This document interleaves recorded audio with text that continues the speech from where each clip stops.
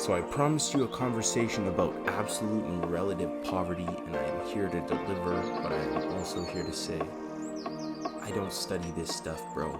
So please, don't just base your opinions off of my opinions who came from like only 3 or 4 different sources. Go read your own. Go try and understand the numbers in the economy, because I don't get it. But anyways, both of these definitions are from Khan Academy. Absolute poverty is defined as the condition characterized by severe deprivation of basic human needs, including food, safe drinking water, sanitation facilities, health, shelter, education, and information. And relative poverty has a bunch of definitions all over the place, but one pretty agreed upon definition that I found is the circumstances in which people can't afford to actively participate in society and benefit from the activities and experiences that most people take for granted, and it's usually defined as 40, 50, or 60% of the national median disposable outcome. So, in regards to absolute and relative poverty, depending on where you are in the world, you'll either have a more optimistic or a pessimistic stance as to how big of a problem absolute poverty is, for sure, but you would have to be very, very knowledgeable and paying a lot of attention to understand relative poverty, in my opinion, because it's a lot harder to see, it's a lot harder to quantify, but according to Peterson, the Chinese government declared eradication of extreme poverty in 2021. And obviously, he made the stipulation that this is a totalitarian, blah, blah, blah, so there's reason for you not to believe, etc., etc. I believe that I don't look these things up, so I'm not going to speak on whether it happened or not. But regardless, he also spoke on the UN definition of extreme poverty, and that we are to eradicate it by 2030, and that by the UN definition, across the world, extreme poverty was halved from 2000 to 2010. So with that in mind, while there is still extreme poverty, hunger, and malnutrition in the world, I also believe we are taking the strides to rectify this problem. The goal should be to show the public the work we have done, rather than to just identify the problem that we need to get rid of absolute poverty, and identifying that problem is impossible, which is what a large portion of the narrative is right now. My friend Daniel Zamoyski proposes that the most important thing today is to make sure the standards of living rise in the developing countries so that they can catch up to the rest of us, like the G10, even though it's 11 countries. I don't know why they did that. Doesn't matter. Relative poverty is a whole other issue. Like I said, the blueprint seems to be that no matter how unequal, for the problem of relative poverty to go away, we would have to split everything up equally to to everybody in any given society. Obviously, being able to employ this, especially in a large scale, such as Canada, such as America, such as India, such as China, probably is not realistic. But it still leads me to believe that relative poverty is a problem that needs to be tackled at the national level, and that I also argue, if we continue preaching the American dream and that we are to find satisfaction in the stuff we own, like is happening right now in Western societies, it's not going to be possible to be able to adopt, even if it's not realistic to employ in such a big scale, it's not even going to be possible, because the people who live in these places, or at least in the Western societies like Canada and like America, are so enveloped in the stuff that we own and the money that we're making that that's really the only value. And I see the ignorance and the issues in the application of this hypothetical to a real world circumstance, so I don't really have a true solution to relative poverty. But I also do think that based off of the potential situation that can't actually be employed, which is a more socialistic approach in which we have to share things much more equally. The whole crux of that argument is we have to share things. And I wouldn't say this is directly connected, but I would say it is connected, because for us to be able to share resources equally, for us, and when I say equally, in my mind, for that to work equally would mean everybody gets what they need. So let's think about this as a family of people who are sitting at a table. You've got Alex, who's 5 years old, and he has 4 fingerling potatoes. Oh, I fucking love fingerling potatoes. A cup of broccoli, and half of a steak. And then you've got Jasmine, his mother, full-grown lady, who has a full-grown adult portion. And his father also has a full-grown adult portion. And then you have their middle-aged daughter, Tina, who has a full steak, but not an adult portion, because she's 14. So, in this instance, mom and dad, Tina and the lady that I forgot, all have what they need. So on the global scale, a lot more resources are going to have to go to America because they have more people than Canada. You know what I'm saying? For this to realistically work, people would have to be willing to take a hit and say, dang, even though I want that, I don't really need it, and somebody else might be able to use it. For this to happen, we got to take care of the planet, man, because that is our life system. That is literally our life support. And if we don't take care of the thing that provides the resources for us to survive, how are we supposed to perpetuate our species, family? And that is literally the point of being here. Well, okay, the biological point of being here. I'm sorry. I just get very passionate when we start talking about biology. With that in mind, it's time to talk about the climate. So, I'm in marine biology right now. A large portion of the information I'm basing my argument off of is coming from the information I've learned from that class. So the textbook for that class, I will make sure I have cited. So if you have any interest in this information, you can go read it yourself. But basically, 3 major types of greenhouse gases are accumulating in the atmosphere right now. That being carbon dioxide, methane, and chlorofluorocarbons. There has been a rise in atmospheric carbon dioxide since 1750. And the reason that we know this is that from 1750 to 1960, they were taking ice cores in very old layers of ice from the Arctic and the Antarctic and measuring the frozen concentrations of the air bubbles inside these ice cores. And that's how we've been tracking if CO2 has been growing as the ice melts. We get access to newer bubbles, or older bubbles. I guess it would be older bubbles, and that would tell us what the levels were further away from our present day. So, since 1960, there's this observatory in Hawaii that can measure the concentration of CO2 in the atmosphere. So we've stopped digging ice cores as the main source of information. But there was approximately, these numbers might not mean much to you, but anyways, there was approximately 277 parts per million in terms of volume of CO2 in the atmosphere in 1750, and that has gone up to approximately 355 parts per million of CO2 in the atmosphere in 2000. So this increase of greenhouse gases is slowly increasing the temperature of the planet.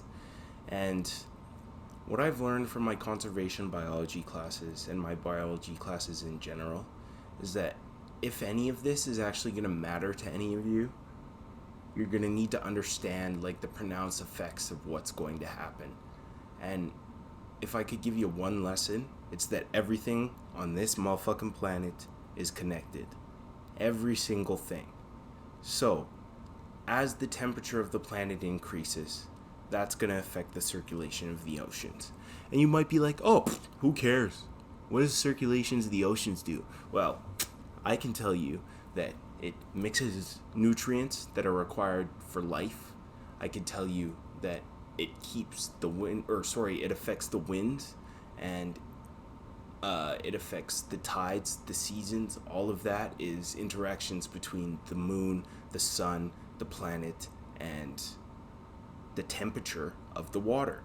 So, cold, salty water sinks.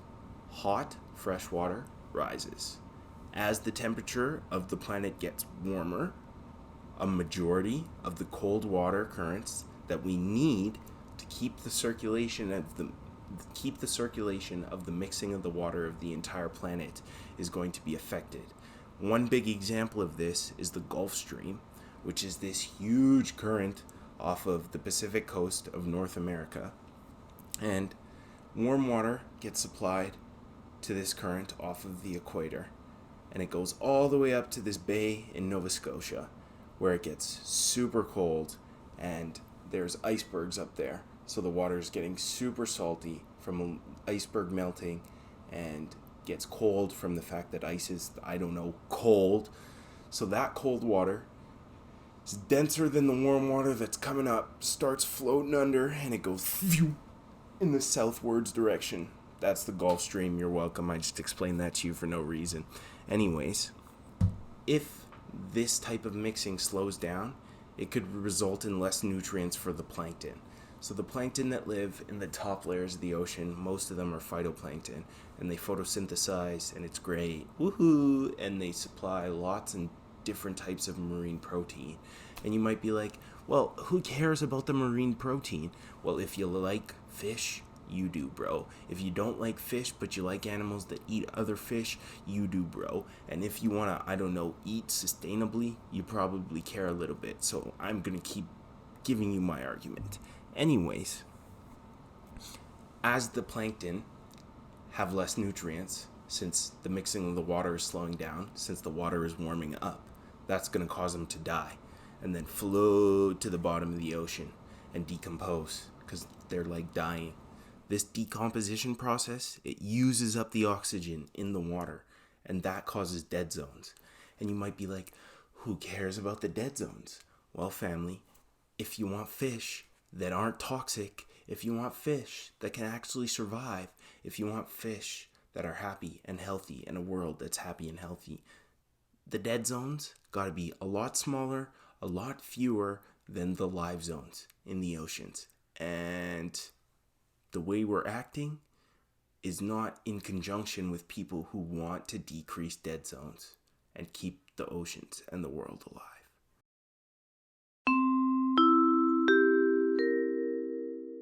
So, another way that this increase of greenhouse gases and the increasing temperature of the planet is going to affect us as human beings is the melting of the ice at the poles. This adds runoff into the oceans, which affects salinity, and I just explained to you salinity and temperature, how their interactions affect the mixing of the currents, etc., etc. Decreased habitat in the Arctic and the Antarctic are also a huge problem when it comes to the melting of ice at the poles, because I don't have the exact numbers on this, but the extinction rates in the last 100 years are increasing, I believe. And if that's not true, then I'll just cut this out. So, with that in mind, as the habitat decreases in the Arctic and the Antarctic for their land-dwelling species, it also may cause species who are adapted to the colder temperatures to have to migrate to more livable territories. And if that's not an option, because the whole planet is getting warmer, then these species are going to go extinct. And while you may not have very much skin in the game when it comes to if polar bears stay alive, whether it comes to blue whales, baleen whales, orca whales, sea otters, any of these things, sea urchins, sponges, coral reefs, if any of these things stay alive. You say that now, but as they fall out, there's these things called Keystone Species, which when they die, it affects a large majority of the ecosystem. And if these species get wiped out, things that we eat that eat these species don't have nutrients. So then they die. And then we die. So while I understand that it's kind of hard to put these things into perspective and that all of this is scary, I also want to let you guys know that science is developing technologies to combat the CO2 problem. Some companies, for example, have developed fans that take air with 0.04 CO2 concentration, which is the atmospheric levels of the planet right now, and absorb the CO2 in a potassium hydroxide solution. Evidently, these small victories aren't going to save the world, but the fact that on the cutting edge of science, they are looking into this. And in these classes that I took at the University of Alberta, our teachers are like, I know this person if you're interested in this for grad school, and I know this person if you're interested in this for grad school, and they're like basically shopping their friends to us. There's a reason for that, and it's because they need more scientists. You need more people who love this stuff, who are passionate about this stuff, who understand all this stuff, to go and research and find more information. I was watching a TED Talk yesterday by Sylvia Earle for this marine biology class, and she was talking about her wish for the world, and that is to save the oceans. And she said that it's our life source, as I said earlier. And if we want to take care of our life source, we need to learn as much about our life source as we can. And we need to act in accordance of, act in a respectful way in accordance with the needs of our life source to help keep us on the planet. So this huge spiel about environment is just another way that I believe that a viewpoint in life in general right now, whether it's about economic optimism, whether it's about societal optimism, whether it's about climate optimism, yeah, there's a bunch of scary information out there that's telling us the world is falling apart. But there's also a lot of information out there who's telling us, since human beings have become aware that we're killing the planet, we've been doing as much as we can. And like, sure, I can attest to being a part of the problem, because it's like I'm taking a biology degree, but I'm going to teach high school students instead of like being a biologist. I wasn't built for the lab, man. Like, I'm built for this part of the stuff so that I can deliver this information to more people who really do want to live and breathe this as their work. And I think as we have more conversations, more open conversations about what we believe the real state of the world to be in, we're going to be able to develop a more rounded notion of what our planet is like right now and what we have to do to get it to the ideal scenario. So, like I was saying, I'm arguing that we're getting people up and into the right fields to solve these issues at a much higher rate than, say, like even 20 years ago. Just the shape of who has access to post-secondary education has broadened tremendously since the 1900s.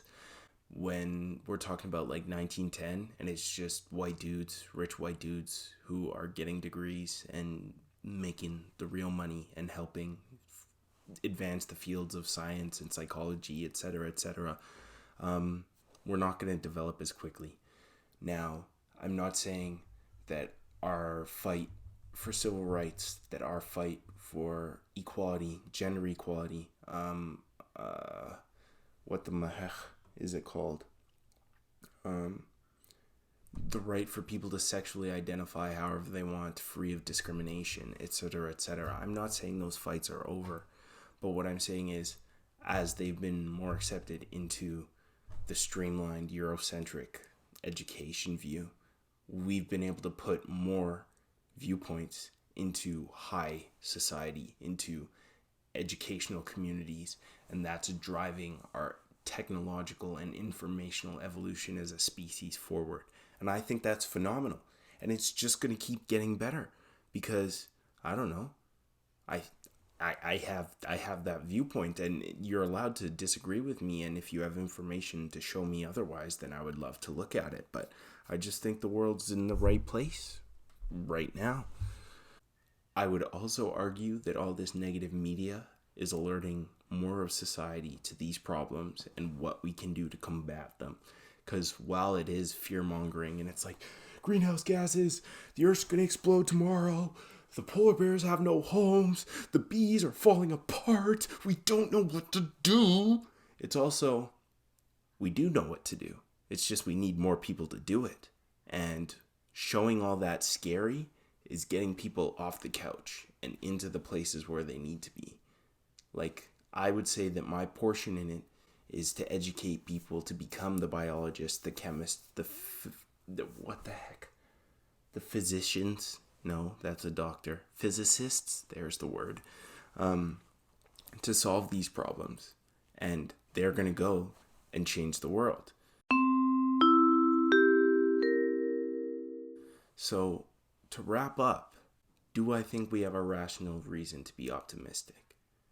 Based on the evidence that I've presented above, coming from the conversation from Matt Ridley and Jordan Peterson, and from my evolution and from my marine biology courses, yeah, there's problems. Yeah, the world is falling apart. But yes, I believe there's a rational reason to be optimistic. Is it going to be easy to reverse what we've done? No, but we got to keep doing it anyways. And do we need to continue to explore and further multiple disciplines to combat the problems on our planet? Of course. So if you're sitting there thinking, well, I'm in STEM, I'm doing the right thing. All those losers in the arts, they're not doing the right thing. That's not true at all. Excuse me. Your good is not any better than their good. They may be helping us in ways you couldn't even fathom. You know what I'm saying? So I believe that we are headed in the right direction, and to support everybody in whatever it is that they love and want to study is just providing more knowledge for the human race as a whole on how to solve these issues. Are we on the right track? I think so. And obviously, a lot of the narrative is saying we're running out of time. I agree. But that just means that the time is now, right? This transitionary period, I would say between 2020 and 2040, these next 20 years are going to be very important to get as many people into the right fields, whatever that means, to help solve these problems. So if any of this resonated with you, it might be a telltale sign that you need to be getting involved in something that is going to help towards the gratification of our planet, whatever that entails. You know what I'm saying? That could be a highway cleanup, bro. That could be recycling bottles, even though your family doesn't believe in that. You know what I'm saying? There is the smallest things that you could do as an individual to put this movement forward. And I don't know much about like the terms when it comes to, I don't even know what type of science that's called, but the science that's involved in conservation and recycling mainly. I don't know where I was going with that. It doesn't matter. Anyways, we're not going to be able to solve these problems overnight. And my hope is that over the course of this season of The Fork in the Road, we're going to be able to identify some frameworks and some information that help ease our negative experience and point of view of the world, and our position in it right now. And hopefully, by doing that, we're going to be able to become more educated and better people all around. So with that being said, this episode on Moderate Optimism is wrapped, and I really hope you guys did get something from it. I gotta listen back and see if I can make something coherent of this episode. I got pretty passionate about the planet. I got super confused about some numbers. So it was a pretty normal day for me, and I'm glad you guys were here to experience it. And I really hope that you're looking forward to the rest of the season as we do more learning and try and answer the question, is there an ideal human being? How do we get there? What's a good person?